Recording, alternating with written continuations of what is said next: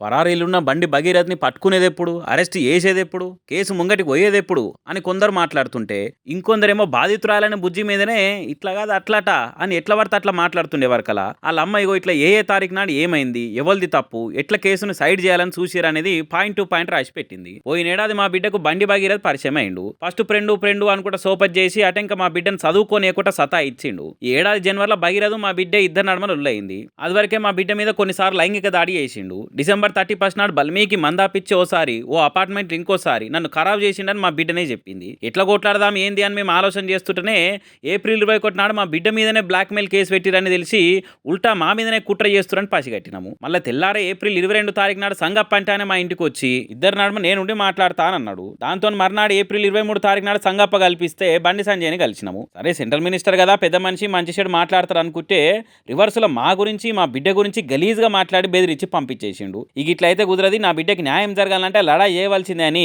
మే 8 తారీఖు నాడు పేట్ బషీరాబాద్ పోలీస్ స్టేషన్లో కంప్లైంట్ చేసేందుకు నా బిడ్డను తీసుకొని పోయినా. కానీ అక్కడ పోలీసులు ఎంత బతిలాడుకున్నా కానీ ఎంబటే ఫిర్యాదు తీసుకోకుండా గంటల కమానం మమ్మల్ని వెయిట్ చేయించారు. మేము ఎన్నో సార్లు అని బతిలాడిన తర్వాత బండి భగీరథ్ మీద ఎఫ్ఐఆర్ రాసిర్రు. మొదలు బండి భగీరథ్ మీద బెయిల్ వచ్చేటట్టు సెక్షన్లు పెట్టినా మా బిడ్డ స్టేట్మెంట్ రికార్డ్ చేసినాక సెక్షన్లు మార్చిర్రు. అయితే మేము పేట్ బషీరాబాద్ పోలీస్ స్టేషన్లో వెయిటింగ్ చేస్తున్న టైములనే మా బిడ్డ మీద కరీంనగర్లో 2 టౌన్ పోలీస్ స్టేషన్లో బండి భగీరథ్ కేసు పెట్టిందని తెలిసింది. మేము స్టేషన్లో ఉన్న టైంలో సీసీటీవీ ఫుటేజ్ రిజిస్టర్ టైమింగ్స్ అన్ని కరెక్ట్గా తీసిపెట్టుర్రి. అట్లా చేస్తే బండి భగీరథ్ ఏ టైంలో మా మీద కేసు పెట్టిండో క్లియర్గా తెలిసిపోతుందని మేము పోలీసులను కూడా చెప్పెట్టినాము. మేము మీడియాలని సోషల్ మీడియా వాడేటోళ్ళని చేతులు జోడించి దండం పెట్టి ఒకటే అడుగుతున్నా, దయుంచి మా బిడ్డ ఫోటోలు ఆమె పేరు అసంటివి ఏం బయట పెట్టకుర్రి. ఇంకో దిక్కు నా బిడ్డ మైనరే కాదు అనుకుంటా డేట్ ఆఫ్ బర్త్ మీద తీరొక రకంగా మాట్లాడుతున్నారు. ఈ కాగితాలు డాక్యుమెంట్లు నా బిడ్డ పడుతున్న గోసం తీసేయలేవు కదా. పోక్సో కేసు మీద ఎవరి భయానికి వెనక ముందు కాకుండా కరెక్ట్గా విచారణ చేసి నా బిడ్డకి న్యాయం చేస్తారని కోరుకుంటున్నా అని పురాగా పూసగుచ్చినట్టు మొత్తం రాసుకొచ్చింది. ఇట్లా కన్సూడుర్రి ఇంత పక్కాగా తారీఖులతో సహా